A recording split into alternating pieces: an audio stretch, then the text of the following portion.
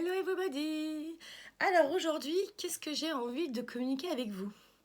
Eh bien, je suis partie sur les 5 blessures de l'âme. Pourquoi? Parce qu'en effet, en numérologie notamment, on ramène souvent certains nombres avec les blessures. Hein, le 2, abandon, trahison, le 1, rejet, le 8, l'injustice, voilà. Et tutti quanti. Donc je me suis dit, c'est bien sympa, mais ce serait peut-être intéressant quand même d'expliquer ce que c'est une blessure de l'âme et d'aller aussi dans chaque blessure. Donc je sors mes lunettes très sérieuses de prof avec mon tableau et tutti quanti pour pouvoir justement vous expliquer tout ça. Alors toujours pareil, je vais vous expliquer à ma manière de comment je l'ai capté et comment je l'ai compris. Ouais. Il faut savoir que donc Lise Bourbeau, c'est elle qui a écrit ce magnifique livre, Les 5 blessures de l'âme qui nous empêchent d'être nous-mêmes. Alors, moi la première fois qu'on en a parlé, j'étais en pleine formation de thérapeute. Et très clairement, c'était drôle, j'ai lu, et alors avec mon ego surdimensionné, ou plus surtout le côté j'en ai plein le cul, travaille sur moi, j'en peux plus, j'ai envie d'être parfaite, là, foutez-moi la paix. Et là, je lis, et là, je me dis ouais, je me retrouve partout, et en même temps, ouais, non, ça me parle pas. Gros rejet de l'ego, quoi. Mais alors, vraiment, hein, même ma stock. Et puis heureusement, quand même, il y a un petit truc qui se travaille en moi, et là, je me dis, c'était quand même parlant son truc, puis surtout c'était vachement simplifié, parce que bon, c'est pas pour dire merci à nos pères de la psychologie, mais Freud et tutti quanti, putain, ils se prennent la tête quand même, hein, la psychanalyse, tout ça. Moi, des fois, j'ai mal à la tête en lisant, hein, voilà. Bon, après, il y a Jung quand même qui m'a ouvert l'esprit, qui m'a beaucoup plu, parce qu'il est dans une approche beaucoup plus spirituelle que les autres. Mais bon, quand même, je trouvais que c'était quand même un peu compliqué. Et notamment expliquer mes patients. Alors donc là, vous êtes dans un complexe d'Oedipe, de machin, de bidule truc. Bon, j'utilise toujours ce truc-là, mais je trouvais que ça, mais c'est simple et efficace. Et alors moi, j'adore quand c'est simple et efficace. Tout ce qui prend la tête, c'est pas trop mon truc. Même si je me prends beaucoup la tête, mais à la base, j'aime ce qui prend pas la tête.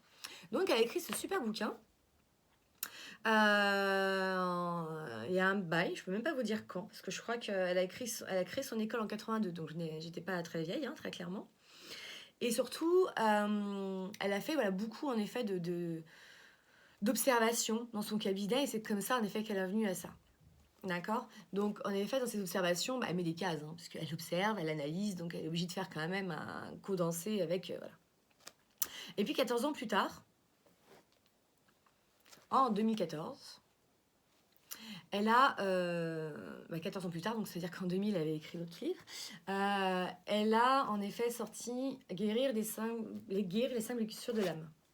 Parce que c'est bien mignon, mais en effet, à un moment donné, eh ben, on a besoin de les guérir. Parce que c'est bien d'en prendre conscience, hein, c'est toujours pareil, je prends conscience, c'est là. Ah, super.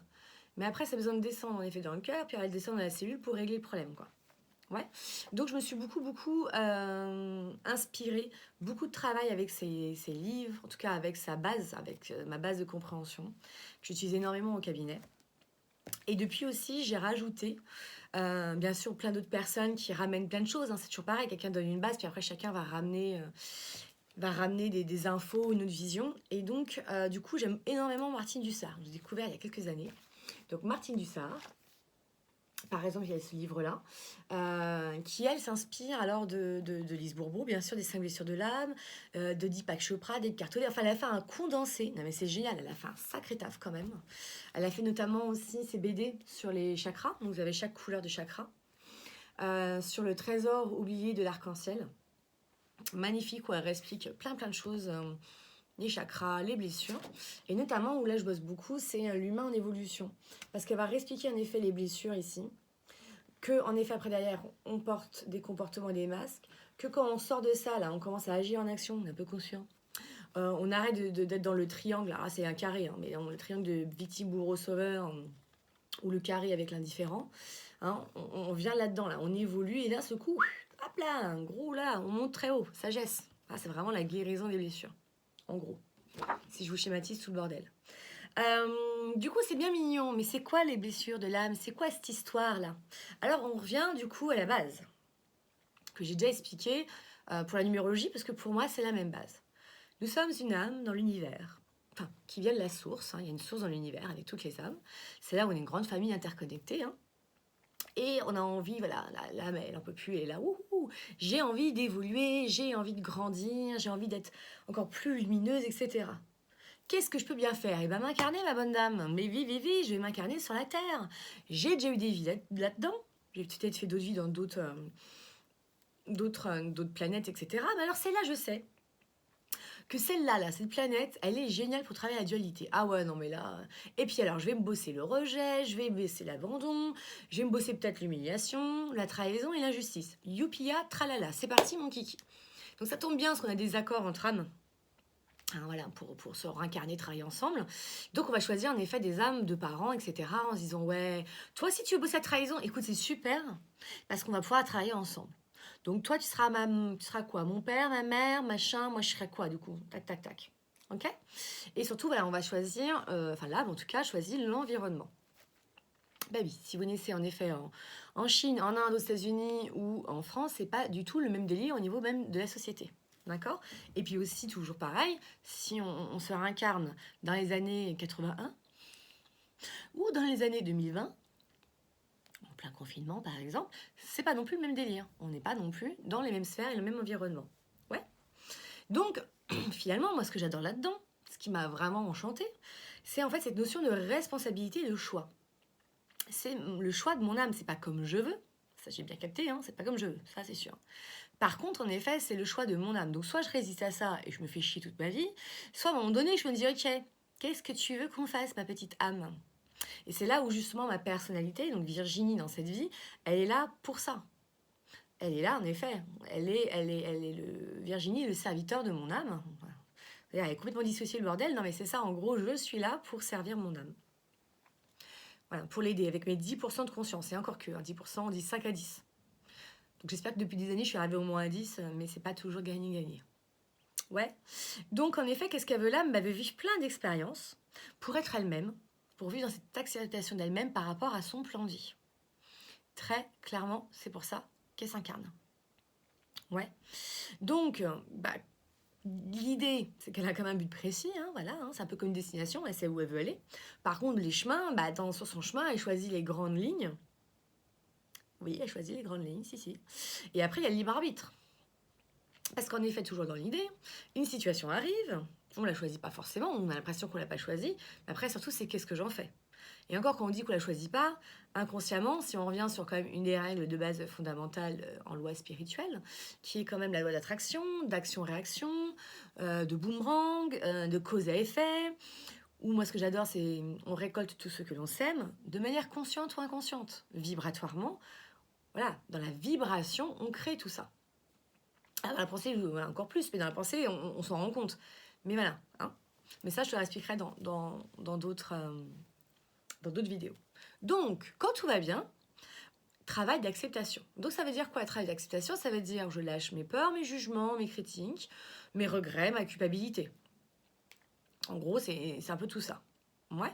Et ça veut dire que je vais apprendre à me connaître et à m'accepter le plus possible dans ce que je qualifie de défauts, dans mes acquis, dans mes qualités, mes forces, mes faiblesses, ma personnalité. Voilà. Donc, c'est se donner le droit et s'autoriser quelque part à expérimenter et à apprendre tout ça à travers donc ce que l'on vit. Pas ce que l'on souhaite, ce que l'on vit. Et surtout, ça permet aussi de reconnaître ce qui est bénéfique ou non pour nous. Voilà, d'agir dans notre sens, pas par rapport à ce qu'on dit, machin, soit moi, voilà, qui je suis, dans mon chemin, à ce moment-là. Hein, c'est vraiment devenir conscient, en fait, des expériences et des conséquences de ces expériences. Et on est quand même aidé puisqu'on a un petit guide intérieur. Ah, vous l'appelez comme vous voulez. Lise Bourbeau parle beaucoup du Dieu intérieur. Alors, au début, Dieu, je fais... J'avais coincé avec mon côté catho des années, voilà, auparavant. Donc moi, Dieu, voilà, hein, Dieu, divinité, à un moment donné, ça coinçait beaucoup ces mots-là. Et en fait, je l'ai ramené à quelque chose de beaucoup plus intérieur. Voilà, c'est mon moi profond, c'est mon essence, c'est mon âme, c'est ce que vous voulez, la petite voix, on s'en fout, quoi. Après, le terme, voilà. Elle, juste, je vous le dis, elle l'utilise comme ça. Ouais. Donc on a notre guide. Mais on l'écoute pas toujours. Alors souvent, mon guide, hein, aussi, dans mes vidéos, j'appelle Oise. Ouais, Oise, il sait par quel chemin prendre le plus simple et le moins chiant. Mais des fois, on ne l'écoute pas. Ou votre boussole interne, ce que vous voulez, quoi. Moi, après, je parle aussi d'une lumière, souvent, dans mon cœur, voilà. C'est très trop profond, cette espèce d'énergie. Bon. Donc, quand on est dans la non-acceptation, qu'est-ce qui se passe? Eh bien, il se passe que du coup, ça va être le bordel. C'est là où on va commencer à porter ce qu'elle appelle des masques ou des comportements. Pourquoi? Parce qu'il faut savoir que ça s'accumule au niveau de l'âme, la non-acceptation. Donc, selon le nombre de vies que vous allez peut-être beaucoup cumuler. Hein, il y a des choses, c'est pas que dans cette vie à travailler. Hein. Il y en a aussi qui se cumulent. Et c'est là, du coup, création de l'ego, notre ami l'ego, qui va vouloir contrôler avec des croyances et des peurs. Mais pour notre bien, hein, attention, l'ego, il part toujours d'une bonne intention. Je rappelle que l'enfer est pavé de bonnes intentions. Je dis ça comme ça, je dis rien. Ouais, donc cet ego, en effet, se met en place en se disant « Ah, ça fait trop mal, je veux plus souffrir, alors moi, je vais trouver des subterfuges. » Donc il est astucieux à la base, l'ego. Hein. Et cet ego, il se met en place, pourquoi? Parce qu'en effet, à un moment donné, il sent bien que quand en tout cas, l'enfant, l'âme, quand l'enfant est lui-même, c'est pas trop accepté par le monde des adultes. Il y a l'impression de déranger, en fait, quand on est nous-mêmes. Et c'est pour ça qu'à un moment donné, pour certains, hop là, ça brille. Donc il y a des crises d'enfance, des crises d'adolescence. Un enfant qui est équilibré de base, il n'est pas là-dedans. Non, il n'est pas là-dedans. Et puis après la crise, la révolte, en effet, on crée cette nouvelle personnalité avec nos gentils mascounets. Donc, chaque blessure... Alors, pourquoi blessure de l'âme? Ça, c'est important peut-être de dire. C'est pas au niveau de l'âme. Enfin, en fait, elle explique bien. Attendez que je vous raconte ça beaucoup mieux. Parce qu'à un moment donné, elle l'utilise bien, elle le dit bien. Alors, pourquoi sont-elles appelées les blessures de l'âme? Parce que l'âme n'en peut plus d'être éloignée de son plan de vie à répétition lorsque nous laissons notre ego diriger notre vie. Elle souffre car le but de ces incarnations est de vivre dans l'amour véritable et l'acceptation de soi afin d'arriver à vivre sa propre divinité. Voilà, comme ça, les choses sont claires. Donc, notre gentil petit ego, il va se mettre en place quand il va sentir, donc, première blessure, le rejet, l'abandon, l'humiliation, la trahison et l'injustice. Et alors, il y a quelques années, certains disaient « Oh, moi, j'ai une blessure ou deux, machin. » Et moi, franchement, depuis le début, je me dis « Ah non, mais moi, j'ai les 4, mais j'ai les 5. Mais j'ai les 5. » Alors, peut-être qu'en effet, des fois, je ressens plus celle-ci, plus celle-là. À un moment donné de ma vie, c'était plus ça. Enfin, voilà, parce qu'en effet, vous allez voir que quand on va dans d'autres vidéos, je vais faire chaque blessure. Ouais, enfin, moi, je me retrouve dans tout. Franchement, c'est là où j'ai abandonné l'ego à un moment donné. Hein. Parce qu'au début, je disais « Oh non, ça me parle pas ton truc. Pou, pou, pou, pou, pou. Ouais, non, moi, je suis pas comme ça. » Gros rejet, l'ego dans le déni total. Hein. C'est le déni, hein, c'est le truc le plus fort de l'ego. Hein. Pareil, je ferai une vidéo sur l'ego aussi pour comprendre un peu ce que c'est. Parce que c'est complexe, ces petites choses. Et du coup, gros déni. Et après, à un moment donné, j'ai dit non, en fait, je me retrouve partout. Par contre, oui, il y en a qui me font plus ou moins mal. Je vais y arriver. Selon les circonstances ou quoi. Et alors, des fois, ce qui est génial, c'est qu'il y en a une qui se réveille, il y a tout le tour qui prend en même temps. Ouhou. Mais il y a quand même souvent une qui va plus réagir. Donc, soit en effet, on est connecté et conscient de ce qui est. Je me sens rejetée, je rejette ou je me rejette, hein, parce que c'est sympa, on a la triade. Hein. Il y a 3 facettes, mais ça, c'est la boule à facettes. Ou soit vous pouvez vous reconnaître avec le comportement, le fameux masque. Par exemple, le rejet, ça va être le fuyant. Taillot, taillot. Oulala, trop mal. Déni. Alors, dans son truc à elle, hein, elle est là. C'est l'indifférent, hein, de Martine Dussart. Ouais. Hein, le rejet est une nature mentale.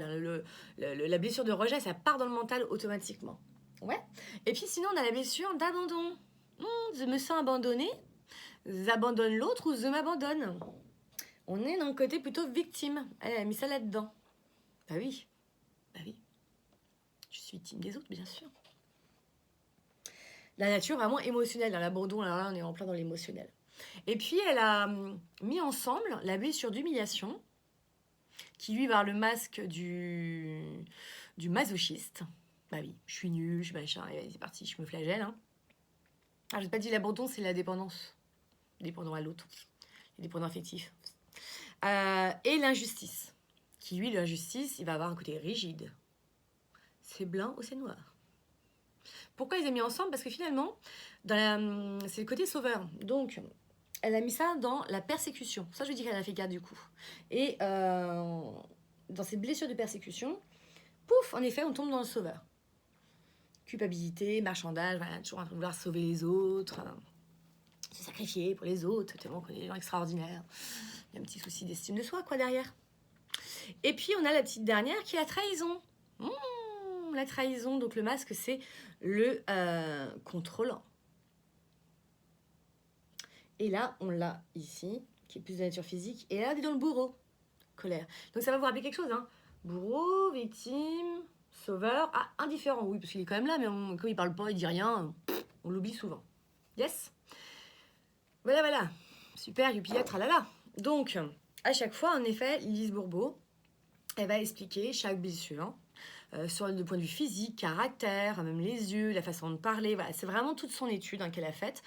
Moi, je suis plus ou moins d'accord. Après, j'aime pas me catégoriser, me mettre dans des boîtes. Donc, mais je prends en compte. Voilà, moi, je sais que dans mon corps, des fois, je dis, ah tiens, puis, là, je suis plus dans ces blessures-là. Moi, j'ai des endroits hyper rigides. Ah, ça, c'est peut-être l'injustice. Après, je suis quelqu'un de nature très, très souple en dehors de...